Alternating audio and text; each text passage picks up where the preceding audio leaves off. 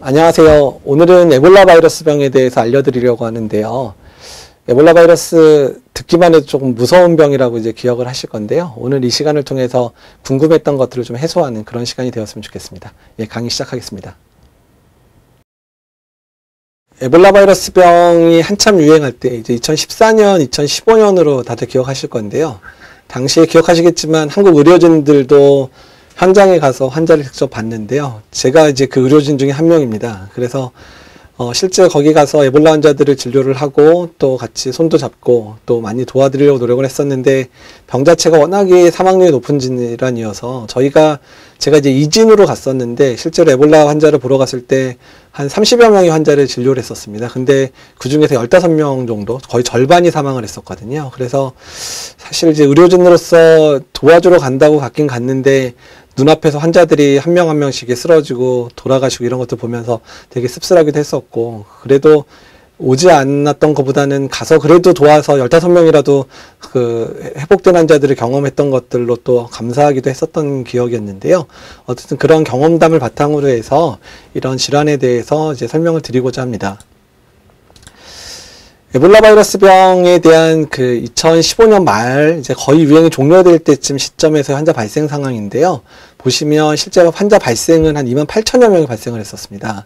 그리고 그 중에서 11,000여 명이 사망을 했거든요. 정말로 상당히 많은 환자들이 이렇게 사망할 수 있는 그런 질병이었기 때문에 이 당시에 의료진들도 상당히 고초를 많이 겪었는데 이제 이게 의료진 발생 상황을 보여주는 편인데요. 저희가 방문했었던 시라리온 같은 경우에 의사와 간호사들이 거의 300여 명이 감염이 됐고 그 중에 200여 명이 사망을 했었습니다. 그래서 저희가 그 현장 도착해서 의료진들 만나고 이러다 보면 에볼라에 대한 공포심이 상당했지만 그래도 자기 민족 사람들 살리고 싶은 마음 때문에 위험하더라도 환자들로 열심히 했었던 현지인들을 봤었고요. 또 저희들도 그분들 하는 모습 보면서 정말 열심히 도와줘야 되겠구나, 열심히 치료해야 되겠구나 생각해서 열심히 노력을 하긴 했었습니다.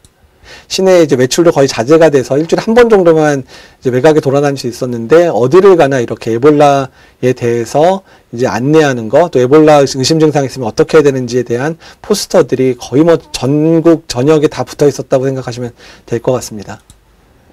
그리고 저희가 이제 제 모습인데요. 저희가 이제 보호복 입고 진료했던 모습인데 에볼라 바이러스는 환자의 혈액이라든지 체에 걸리고 전파되기 때문에 이런 식으로 피부 노출이 전혀 없게 이렇게 두툼하게 이렇게 이런 옷을 입고 또 얼굴도 이렇게 점막이 노출되지 않게 이런 보호복을 입고 이제 환자 진료를 하게 됩니다. 이 당시 이게 온도가 뭐 35도 넘는 그런 아주 더운 곳이었는데 이렇게 옷을 입으면 30분만 돼도 정말 온몸에 땀이 배어가지고 정도로 이렇게 고생을 하긴 했었는데 어떻든 간에 이런 형태를 가지고 진료했었다는 것들 이제 보시면 알 것 같고요. 그리고 저희가 처음 도착했을 때 처음 만났던 환자입니다. 그러니까 에볼라 바이러스 병 하면 다 출혈이 돼서 뭐 어떻게 되는 모습도 생각하지만 이 친구 같은 게 17살이었는데 에볼라 걸렸고 사실 부모님들도 걸려서 부모님들도 사망했고 이 친구도 에볼라에 걸려서 있는데 합병증으로 이제 뇌염이 발생해서 계속 경련을 하는 상황이어가지고 이런 식으로 이제 인공호흡기를 이렇게 달고 이렇게 치료를 받고 있었고요. 이 친구는 많이 회복돼서 퇴원하긴 했었는데 이후에 그 뇌염의 합병증인 경련 때문에 저희가 철수하고 난 다음에 또 사망했다고 연락이 돼가지고 저희가 되게 안타까워했었던 그 환자입니다. 그러면 에볼라 바이러스는 뭘까에서 많이 궁금해 하실 텐데요.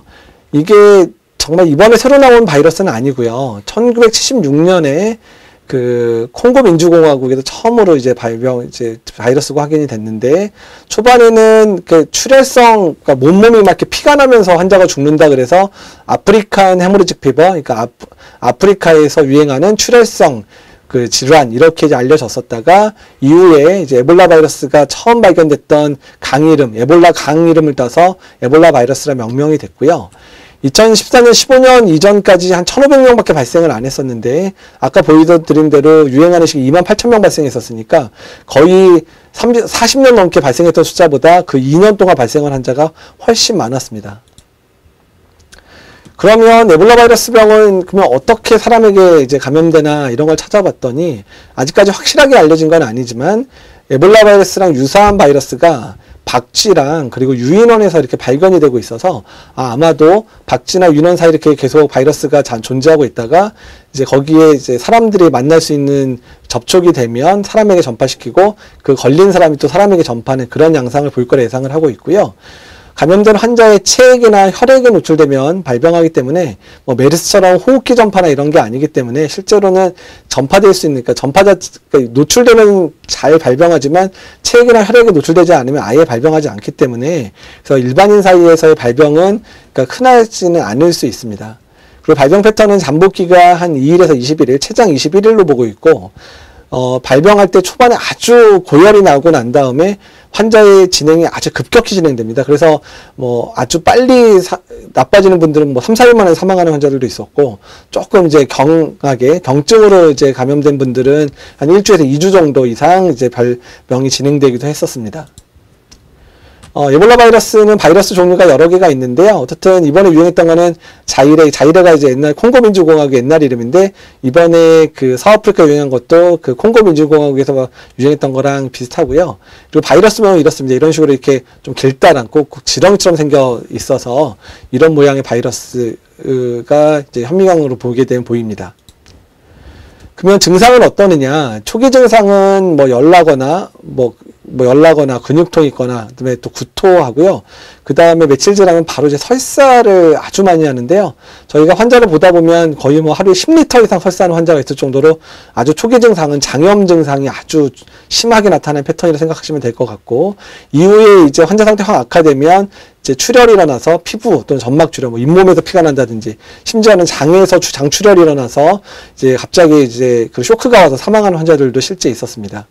근데 문제는 증상을 보시면 알겠지만 초반에 열나고 설사하는 질환이 아프리카에 상당히 많거든요. 뭐 식중독도 그렇고 말라리아도 좀 비슷한 증상이기 때문에 초기 증상만으로는 다른 질환이랑 감별이 어렵기 때문에 초기에 이제 그 에볼라로 의심을 못했던 많은 의료진들이 환자를 진료하는 과정 중에서 혈액에 노출되거나 뭐 설사와 같은 그런 체액에 노출돼서 의사나 간호사들이 많이 발병해서 사망했던 원인들도 초기 증상이 다른 병하고 잘 구분이 안 됐었기 때문입니다.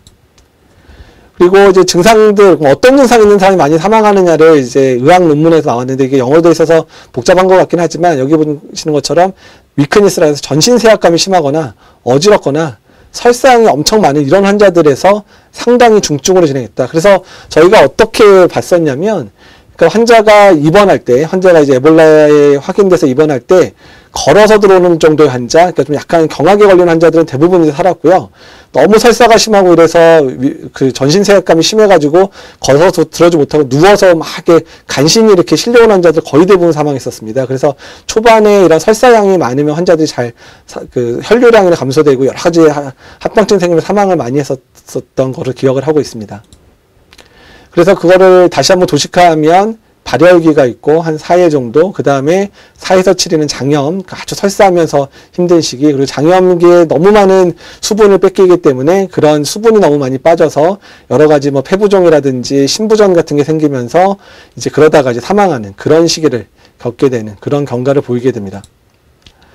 현재까지 가장 이제 불행한 거는 표준적인 치료가 없다는 거. 뭐 연구가 되고 있는 약들이 있긴 했지만 아직 임상이 다 종료되지가 않아서 표준 치료가 없다는 거고, 그래서 할 수 있는 치료는 일단은 최대한 환자가 이 병을 스스로 이겨낼 수 있게끔 도와주는 치료들을 하게 됩니다. 그래서 설사를 많이 하기 때문에 수액도 공급하고 전해질도 교정하고, 출혈을 하면 수혈을 한다든지, 그리고 폐부종 같이 이제 폐 상태가 나빠지면 산소 농도 유지 치료도 하고 혈압을 유지하는 그런 승합제라 그래서 혈압을 올리는 약들도 쓰고 이래야 되고요.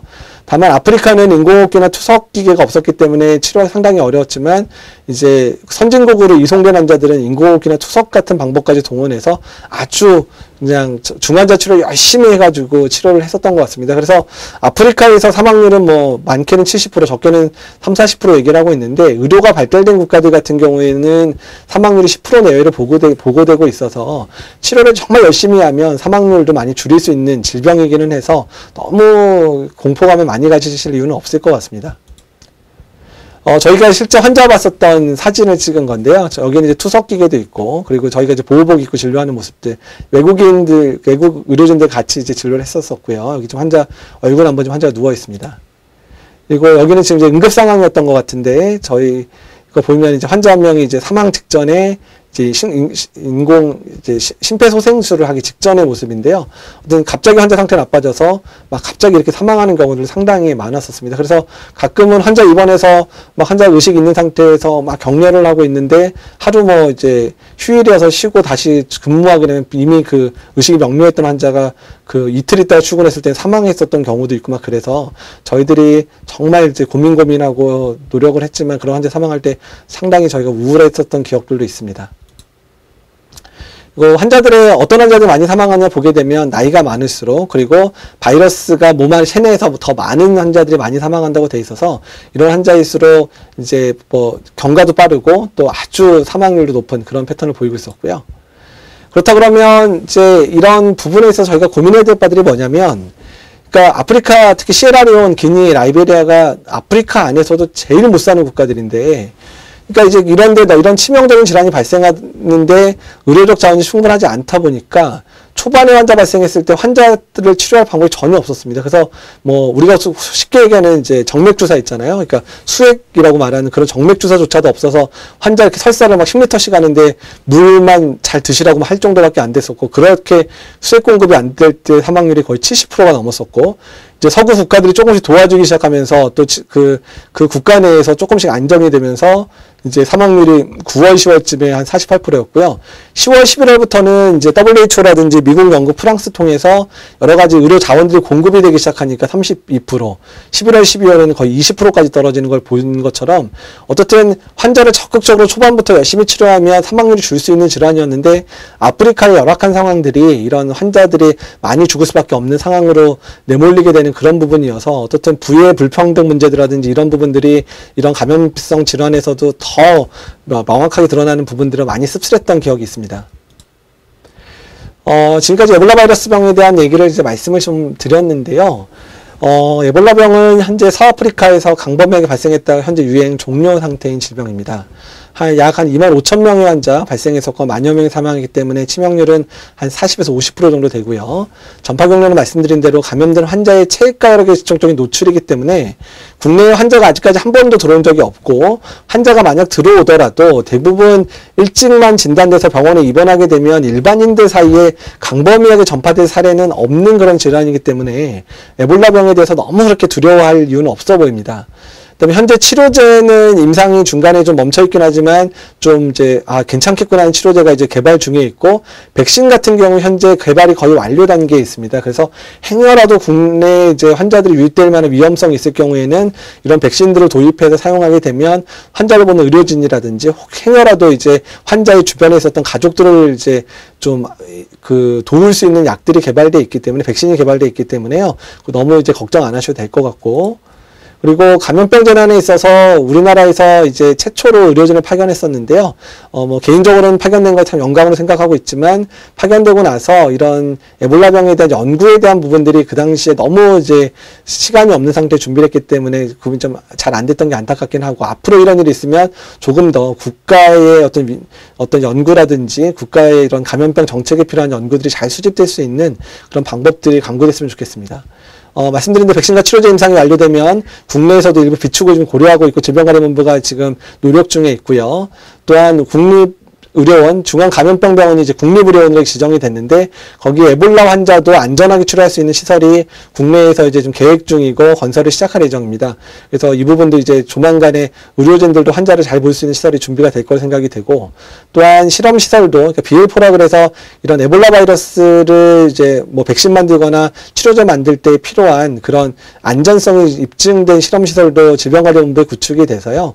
우리나라 내에서도 이런 치명적인 에볼라 바이러스병 또 이외에 뭐 라사열 같은 그런 중증 감염을 일으키는 바이러스에 대한 연구들도 차근차근 시작될 수 있는 여건이 조성됐기 때문에 아마도 예전 메르스 겪었던 것 때처럼 그렇게 혼란스러운 상황은 만들어질 것 같지는 않습니다.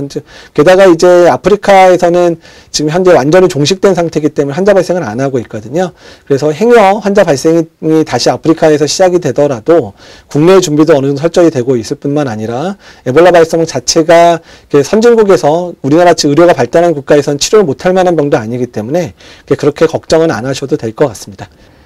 에볼라에 대한 궁금증이 많이 해결되셨나요? 막연히 무서운 병 이렇게 생각하기보다는요, 이런 내용을 통해서 에볼라 바이러스 병에 대한 오해를 좀 풀었으면 좋겠고요.